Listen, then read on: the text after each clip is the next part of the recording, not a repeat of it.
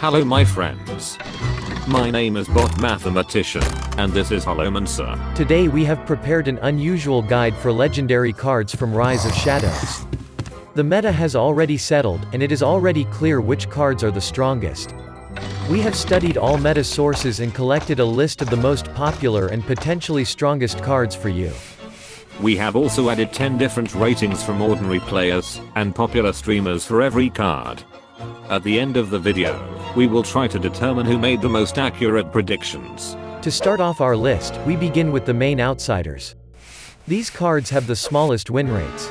Unfortunately, Fel Lord Betrug has the lowest win rate in the current meta, about 37% on average.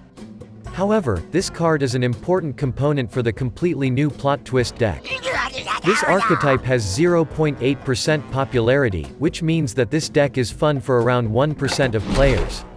As you can see, the opinions of the community and streamers are divided about the prospects of this card.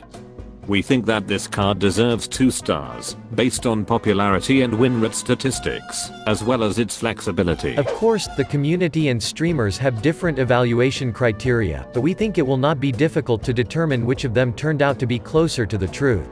The next position is held by Madame Lazul. The effect of this card is not guaranteed to give you something useful, but a free card plus some information about your opponent's hand is fine to have. Of course, this card has potential, but probably not in this matter. Next on the list is Nozwhisker. It seems to us that Omni/Family made the most accurate predictions. This is the most popular card among the cards to which we assigned 2 stars.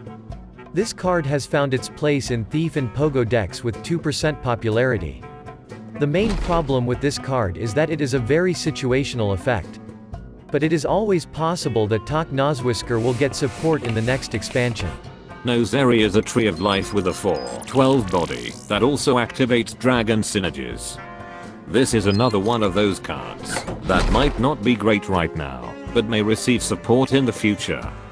Regular players have grossly overestimated the power of this card. Lucentbark is a card with a very narrow application, and is only seen in the Heal Druid deck. The average win rate of this deck is 43%. Approximately 1% of players use this deck in the game. As you can see, the opinions of community members were very diverse in regards to the potential of the heal mechanic. The Boom Reaver is a late game minion that is used only in big warrior decks. Big warrior use all control and survival options until you can summon big minions and crush your opponent. This archetype has 0.6% popularity and almost a 46% win rate. In 17th place is Vereesa Windrunner. This card rewards you with a decent weapon that can buff your spell damage quite a bit. This is not a vital part of the Spell Hunter combo, but it is handy to have nonetheless. As you can see, the expectations of the community were confirmed. The 16th position is held by Jepetto Joybuzz. You can see this neutral card in some versions of Heal Druid. However, its true home is in Spell Hunter decks. Jepetto allows you to draw Kalecgos from your deck and set its cost to 1 mana. Almost 2% of decks use this card. Barista Lynchen is another neutral card with an effect similar to Zola the Gorgon, but its restriction to copying Battlecry minions makes this card not quite as universal. Swampqueen Hagatha is one of the most universal card in Rise of Shadows. This card is included in some versions of Big Shaman and Shadow Walk Shaman, and it is also an important component in Control Shaman. Hagatha generates a card that imposes a large threat that requires an immediate response from your opponent. This card has an almost 50% win rate, and has 3% popularity. In spot 13 is Catrina Muerte. This card can bring 1 minion back to life each turn. Catrina is a very important component of Resurrect Priest, which is the most popular Priest deck. This deck has a win rate of about 50%. It's time to talk about our cards that we assigned 4 stars. The 12th position is a big surprise. This card was the biggest mistake of the players and professional streamers. Oblivitron is a must-have card if you're going to play Mech Hunter. This legendary minion generates a whole new level of tempo play on the board, especially when played together with Fireworks tech. In general, Mech Hunter has a 2.7% popularity and 53% win rate. In 11th place is Commander Rhyssa for Paladin. In general, the community was not mistaken in its predictions. Stop. I have a question. This card has a lower popularity and a lower win rate than Oblivitron. Why do you think Rhyssa is better? Thanks for asking. We believe that cards that are more flexible and can be used in multiple decks deserve a position a little higher than cards with narrow use. Now let's go to the top 10 best legendary cards. The 10th position is held by Scargil. It's one of the cards that made the Murloc Shaman archetype viable. Murloc Shaman has a good popularity and win rate. The opinion of the community was correct again. At number 9 is Kalecgos. This card can offer some incredible value by letting you play a big minion on the board, then follow it up with an expensive spell on the same turn. The community was not wrong again. In 8th place, we put a big surprise for everyone except Firebat and Zalae. Chef Nomi is a card that many thought would be a meme, but actually turned out to be quite solid. Not only is it sometimes added to Tempo Rogue as a finisher after Myra's unstable element, but it's also a win condition in Nomi Priest. In 7th place is Heistbaron Togwaggle. Tempo Rogue is one of the best meta decks, but it turned out that the deck is strong without this card too, which means that crafting it is not a very high priority. Next in line is Arch-Villain Rafaam. This is a very flexible card that can be fit into many different deck types. He is a great fit in Zoo Warlock, where you can replace your tokens with powerful minions. In 5th place is Khadgar. This is the most important legendary card for the mage in this meta. Khadgar offers a vast amount of potential as it doubles the number of minions spawned by cards with summon effects. This card has more than 7% popularity. Blastmaster Boom is an absolute must-have card for Bomb Warrior. It's very easy to get 4 or 6 Boom bots with it, plus add the rush effect from Dr. Boom Mad Genius, and the damage potential is quite explosive. This is an incredibly strong card, but with quite a narrow application. The 3rd position is held by Keeper Staladris. This is a new druid legendary with an interesting effect that is similar to Fandral. When using a choose one card, you get a copy of both effects added to your hand, making it a potentially powerful card in any deck running choose one effects.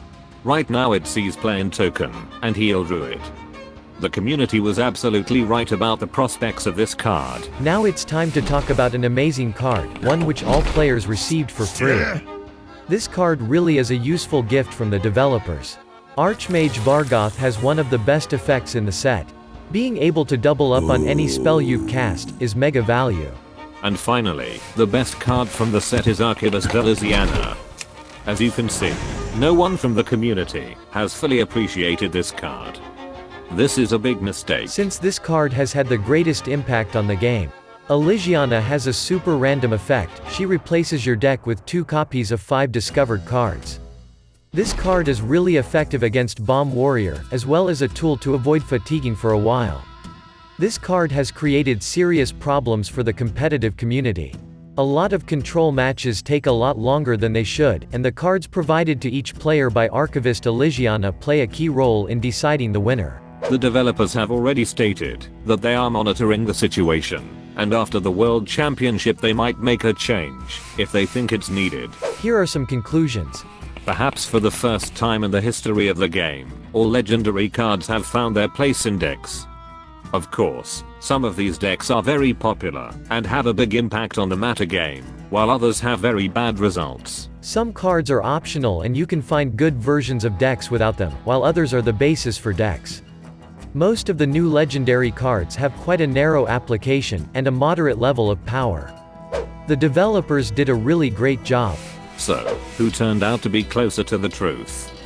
Ordinary players, who collectively voted on cards, or popular streamers? This is how we determined the winner. If the prediction of the streamer coincided with our evaluation of the card, the streamer received 1 point from us. If the prediction didn't match perfectly, but was as close as possible to the truth, then the streamer received half a point from us.